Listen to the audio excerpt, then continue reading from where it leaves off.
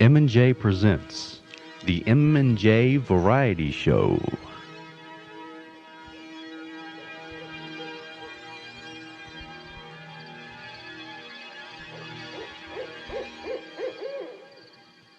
Hello, I'm Jay Real, the J in M&J Audio Theater. I'm sitting beside Mark Sawyer, the M in M&J. And what you're about to hear is something that we did a long time ago with the intention of putting on radio, but never really followed through with. Well, what year did we do this? 1987. We did this in 1987. It's a mixture of short skits based on popular television shows, popular game shows, the structure of them, and with our own warped sense of humor, and also we will include something new, something recent, but we won't tell you what it is. We'll just put it all in the mix, and It'll be a little surprise for the end. Yeah, that's it. That's a good way of putting it, I suppose. And so I guess there's really nothing further to say other than just enjoy the show. And it's been a long time coming getting this on radio, but finally we realized our dream. Well, howdy, everyone. This here's Big John McFarlane And Cecil Farris. and welcome to Farm and Film Celebrity Blow Up. Boy, we're going to have fun today, ain't we, Cecil? Yeah. Because today we got a guest whose name is Neil Peart, and he's from the rock group Rush. Well, let's get our show started. Here comes Neil right now. Have a seat, Neil. How you doing, Neil? I'm doing pretty fine. Fine. We're doing fine, too, Yeah. ain't we, Cecil? Yeah. We're doing fine. We're doing real fine. Yeah, me too. Hey, Cecil. Look at that boy's hair. Yeah. Ain't that long? Ponytail. Long, look at the ponytail, just Like like, a girl. just Like like a a real girl. Oh, my goodness, look at that Got face. a man. Say, Ooh, tell it's us, Neil. steaming, man. Tell us, Neil, are you a girl? Ooh, he's not saying nothing, but he sure is making a face. Hey, Neil, why don't you go up there? We got your drum set up there. Sit down and favor us with a number. He's a member of a rock group there. Yeah. One of them long-haired hippie rock groups. Yeah, of course, I'd sooner drink a cow patty malted than to listen to that kind of music, but, well, our show pleases everybody, so go on up there, Neil, and favor us with the number, would you? Woo! Look at him go, Cecil. Yeah. Look at them ponytails dance. They're dancing, aren't they? Looks like they're about to come loose, too. Look, his hair's coming loose. Woo! Look at him sweat, Cecil. He's starting to sweat good. Starting to sweat real good. Well, look at his face, Cecil. It's red. It's real red. Woo! Cecil, look at him go. Look at him. What's the symbol now? My goodness. Look at him go, Cecil. I think it's gonna happen. I think he's gonna. He's blown up. Good. He blown up real good.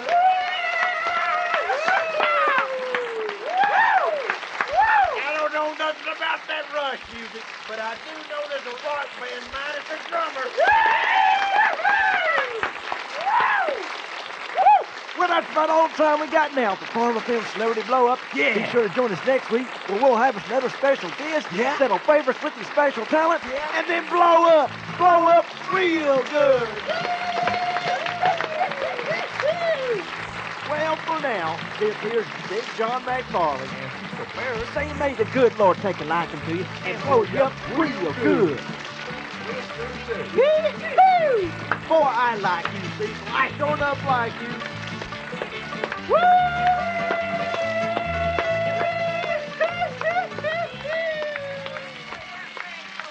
He sure can. I like her, Cecil.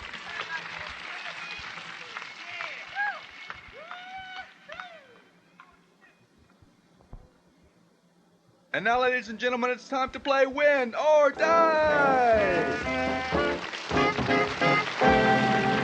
Thank you very much, ladies and gentlemen, and welcome to our show. On today's show, we have one very lively guest. But before we get to the guest, we'd like to explain the rules to you here at Win or Die, which are very simple. You either win or die.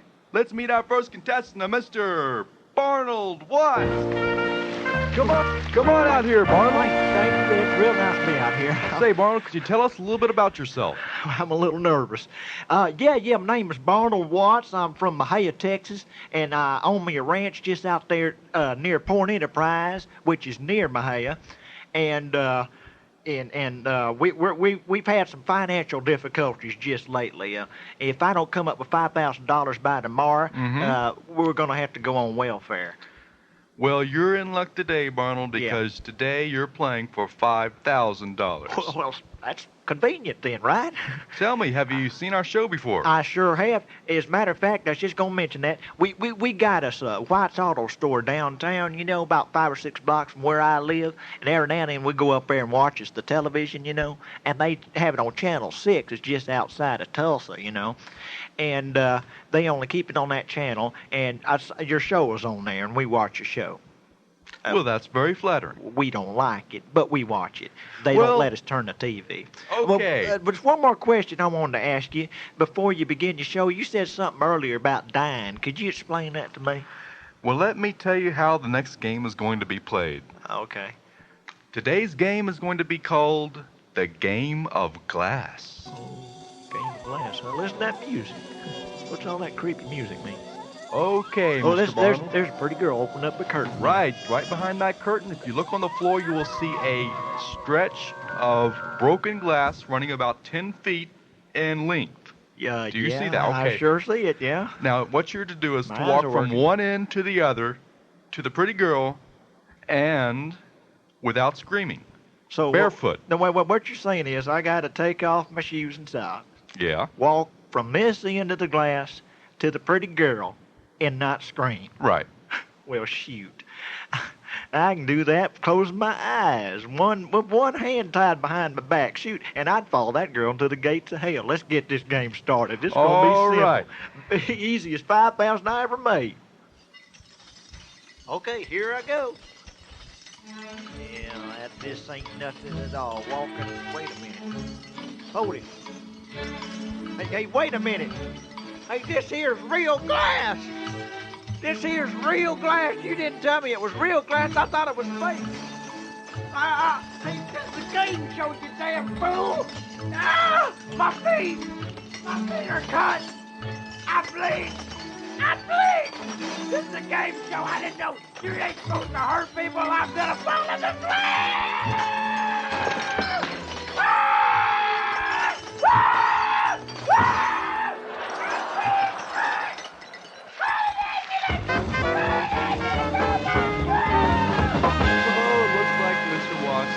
Well, nobody here at Winter Die goes home empty-handed. Isn't that right, Bill? That's right, Jim. Mr. Watts will be going home with a one-day supply of medicated Band-Aids. Just our way of saying thanks for being on Win or Die. Also, Mr. Watts' surviving family will be receiving the home version of Win or Die. Fun for the whole family, complete with 5 pounds of broken glass. Well, that's about all for me, Jim. I hear we've got a little special guest in our show today. Tell us about it. Yes, that's right, Bill. Today we have, as an extra special guest, charismatic game show host, Chuck Willery. Wheel him on out, boys. Come on.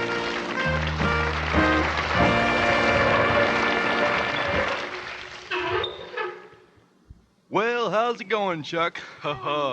Chuck could say a few words, but we've got him bound and gagged, hanging from a rope on a dolly.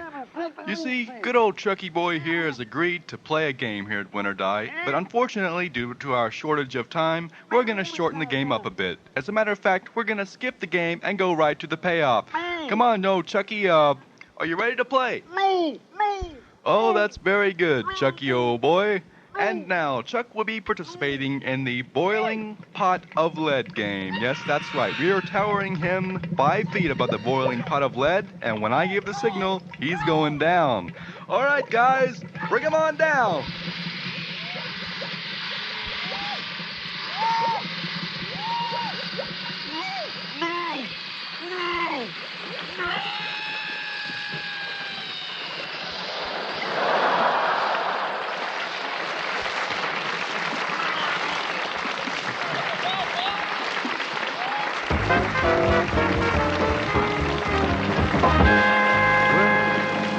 ladies and gentlemen, I've just gotten news that the game show Scrabble and Love Connection have been canceled. Well, that just about does it here for Win or Die. Join us next week for another thrilling, lively edition of Win or Die! Jim, you old joker, you. Well, that gets rid of some of our competition, doesn't it, Jim? That old Hollywood squares. We don't have to worry about those wimps. Well, this is Bill Motlin saying that Win or Die has been brought to you by Tex Grundy Productions in association with Thompson's Explosives. If you want something blown up and blown up real good, call Thompson's Explosives. This is Bill Motlin saying for Win or Die, so long, folks.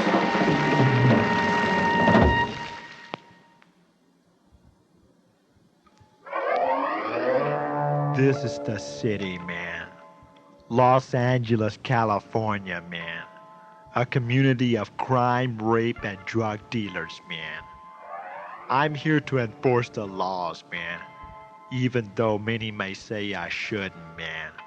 I carry a badge, man.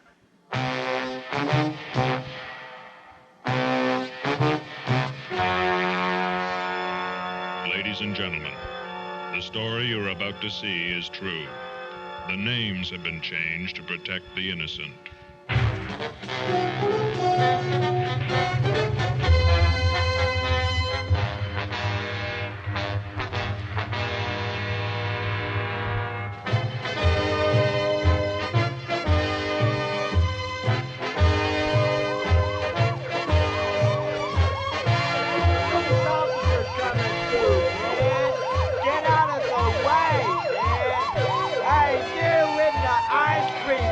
Get out of the way, you idiot, man! Hey, I'm a police officer, man. Can't you hear the siren, man? Bunch of freaking idiots, man. I'm gonna get fired, man, if I don't get no work, man. Get out of the Sanctum way, man.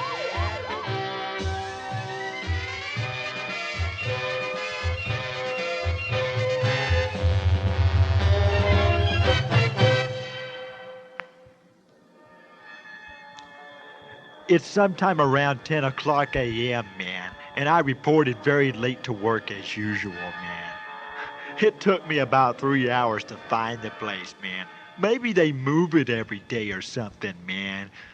Anyway, man, when I arrived at headquarters, man, I accidentally ran my 1970 Ford Camaro into the sheriff's office, man. I swear, man, I just didn't see the wall, man. Maybe it was the blues, man.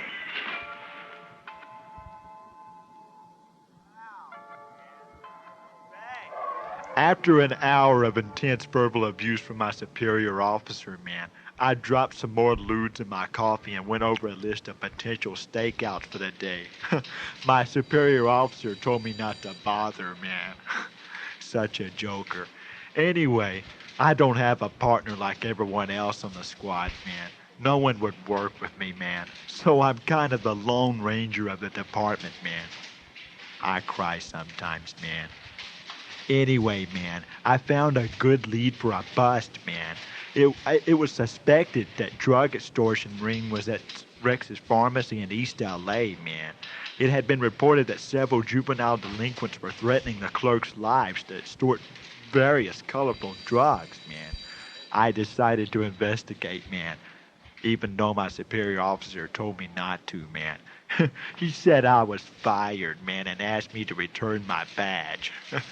He's such a joker, man. You know, it's nice to have a superior officer with a sense of humor, man.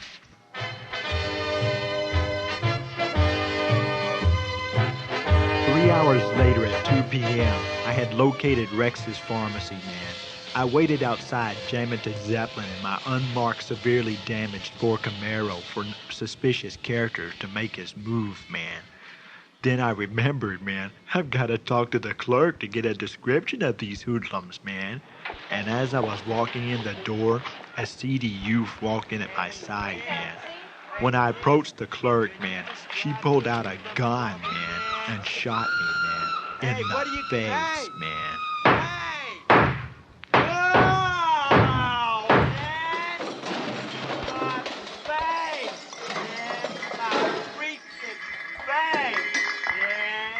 pretty bad, man. Apparently, she suspected I myself was a drug extortionist, man, and shot me, man. It's a good thing I carry around a tank of nitrous oxide, man. Oh, wow. I have it for emergencies, man. And sometimes, man, Hey, I you use it should even if I'm not in pain, man.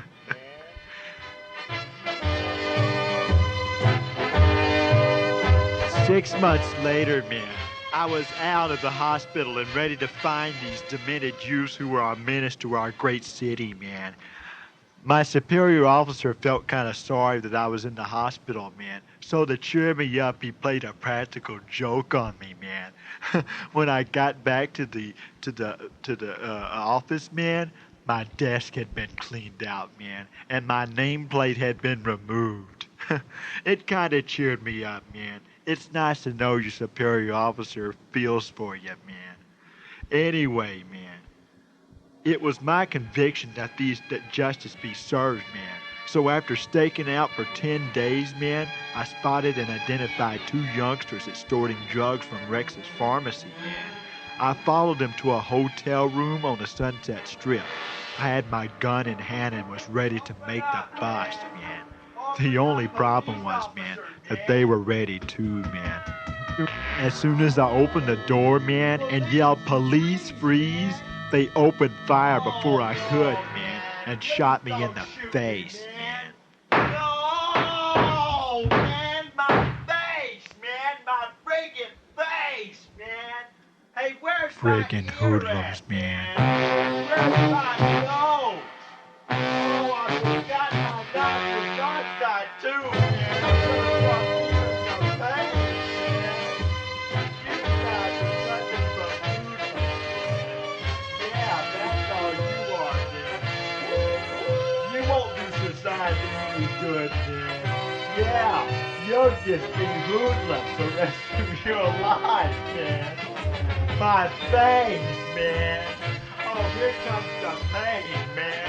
Somebody call an ambulance, man.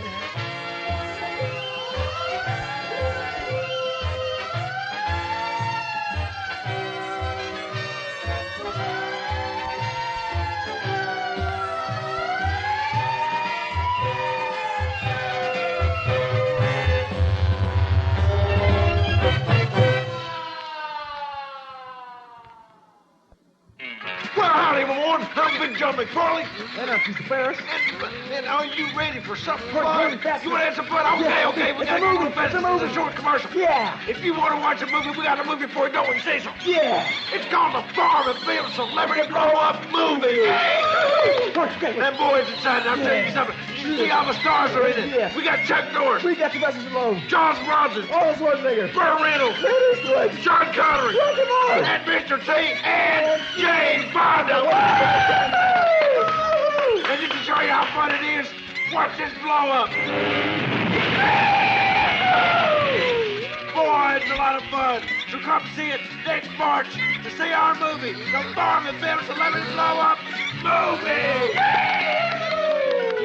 Hell, it's low.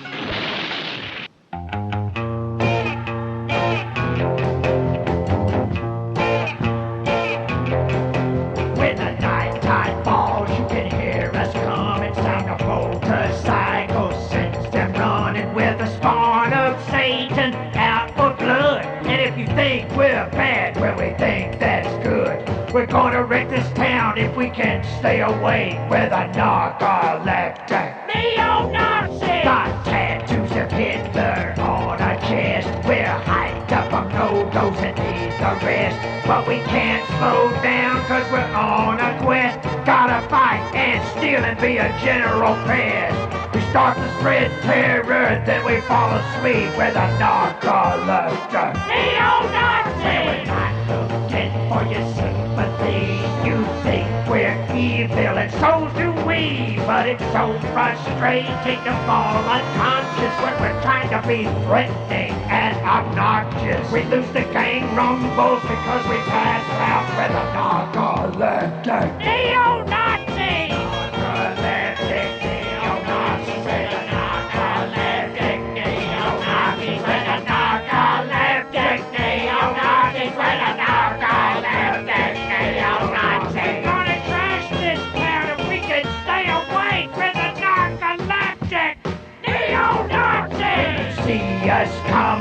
better beware. We carry guns and knives. We have an evil stare. But the Sandman's out to spoil our fun.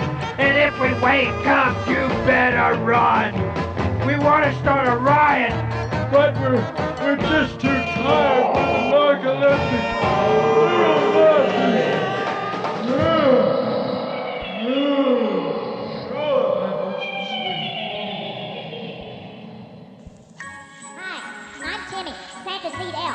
My brothers are real mad this year, aren't we, guys? Yeah! And we're gonna do something about it. Yeah! We're going to kill Santa Claus and bury him in the snow. We're going to poison Santa's food and bury him in the snow.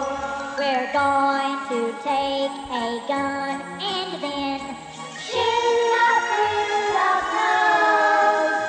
Then we're going to kill Santa Claus and bury him in the snow.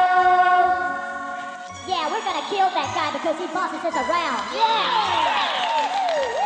And we're going to kill Santa because he destroys our kind. Yeah, we're gonna kill that fat baboon man because he doesn't share any of his magic dust with us, man. Don't forget about the homosexual stares he gives us, guys. Hey, man, let's kill that fat idiot, man. He didn't get stoned on all his magic dust, man. Hey, wait a minute, man. I think I hear him waking up, man. Hey, Kenny, John. Yeah, you get the food, man. I'll get the arsenic, man. And I'll get the magic dust. We're going to kill Santa Claus and bury him in the snow. We're going to poison Santa's food and bury him in the snow. We're going to take a gun and then shoot our Rudolph's nose. And we're going to kill Santa Claus and bury him in the snow.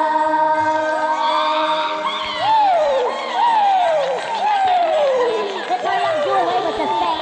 Say the gun, man. You didn't get stoned on magic dust, man. I'll snort a half kilo up my nose before I ever start going breath, man. Hey, my nose is gonna be bleeding, man. Get out there, man. Because the height of that magic dust is gonna take away the pain, man. God, man, it'll be like a dream, man. I'm gonna snort myself into oblivion, man. Howdy there, I'm Elmer Corn, and welcome to Film Focus with your host, Elmer Corn, and Cecil Farris. My regular co-host, Cecil, is not here today on account of he's got the summer flu, and he ain't gonna be able to show up for another couple of weeks, I'm afraid. That's a drag. So, the producers of the show thought it might be an interesting idea if they got us a co-host for this time being with a different perspective on things. Yeah. So what they did, they got us a fella from Seattle, Washington, I believe. Yeah, And he's right. sitting here right here beside me. His name is, I'm sorry, sir. Could you tell me what your name is one more time? My name is Rushhead, man. Mr. Rushhead. Yeah. And, you sure you're in there? All I can see is hair. Right. Yeah, no, I'm cool, man. Oh. I'm cool. Well, okay. I'll take your word for that, sir. Anyway, they sent us to the mall down the street to see that movie, The Fugitive, with Harrison Ford. Right. And I mean to tell you, it was some sort of film. It's one of the best films I've seen in some years, I'll tell you. I have only one complaint, though. Movies just ain't the same kind of experience as it used to be. What with the prices of the popcorn and the small little screens and Say movies, man. They're a mind trip, man. I mean, they're a whole capsulized world, man, in like 2 hours, man. You live the film, man. I mean, it's a trip. Man.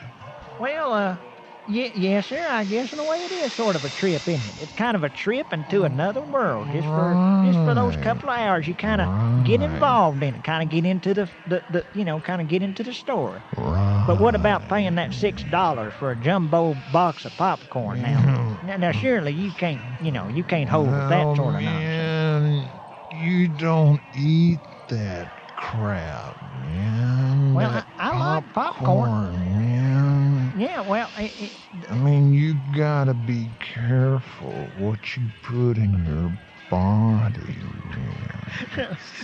well, now, pardon me, fella, while I laugh at that, but I mean, what you're smoking there smells just like burnt tires or something. You don't seem to be too careful about what you're putting in your body. See, man, I don't smoke nothing that don't come from the earth. Well, man. All right, I'll give you that. This stuff is herbs, man. Herbs, it comes from Mother Nature. Okay, well, all right. Don't get upset.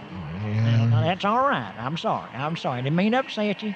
It appears we kind of veered off from the subject at hand anyway, which is the film, The Fugitive with Harrison Ford. Yeah. Now, the best part of this movie was just right there at the beginning.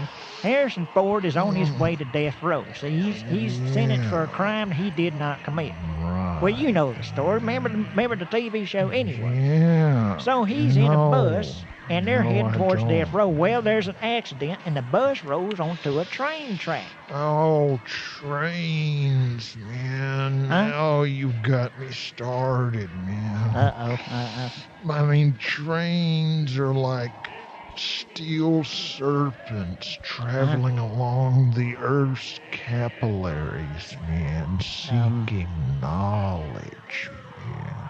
Well, it's interesting you should bring up serpents, because it reminds me of a snake, and a couple of weeks back, me and Cecil were out bass fishing, and we saw a 16-foot water moccasin. What? I swear to goodness, we could have walked on water getting back on land. That was a huge thing. Man, hey, dude, what are you grooving on, man? Well, I'm talking about this big old snake. Here, I'm trying to share a piece of my soul, man. I mean, I'm giving you a piece of my flesh, man. I don't tell everybody about my innermost thoughts, man. Well, I'm just trying to... I tell you about serpents, man. A steel serpent seeking knowledge, man. Can't you see the symbolism, man? Well, it looks like all a snake. All you come back with, man, is some crap about bass fishing, man. Yeah, well... I mean, go back to Camp Hick, man, and tip some cows or something, man. Oh, well, now, feller, I'm just about a mind to take offense at that. Listen here. Listen, George, why'd you get me this thing here? I mean, this is what comes out of Seattle, Washington. Them grunge people, you get a rush head is what you get. Something like this here. Dadgummit, I want to just quit. No, say chill, dude. Say... My eyes are dilated, man. Well, Why don't you finish my doobie for me, man? Well, yeah, I could use a cigarette right now. You got me all nervous. There you go, man. Dadgummit, I just... Wow. Oh, dadgummit. Can't see, man. These herbs you got rolled up here ain't no kind of tobacco I ever smoked. Yeah, man, it's not tobacco. Yeah. Say. Yeah. Now I'm starting to see what you're talking about that steel serpent, that train. Right. Yeah. Yeah. So, anyway, to conclude, The Fugitive is... Well, how can I describe it? It's a mind trip, man. Yeah. It's mind. That's what it is. It's a mind trip. Right. So anyway, for me and Mr. Rushhead here, goodbye and so long until our next installment of Film Focus. Peace, man. Dadgum, I want to go club hopping.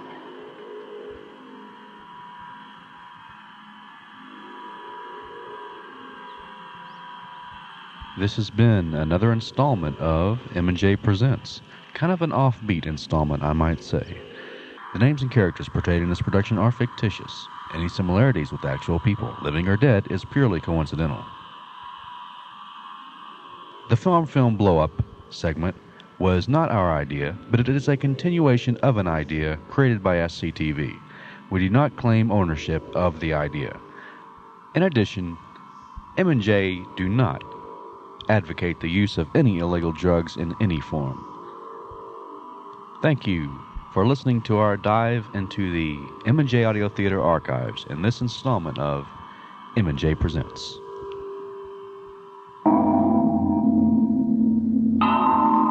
A production by M&J Audio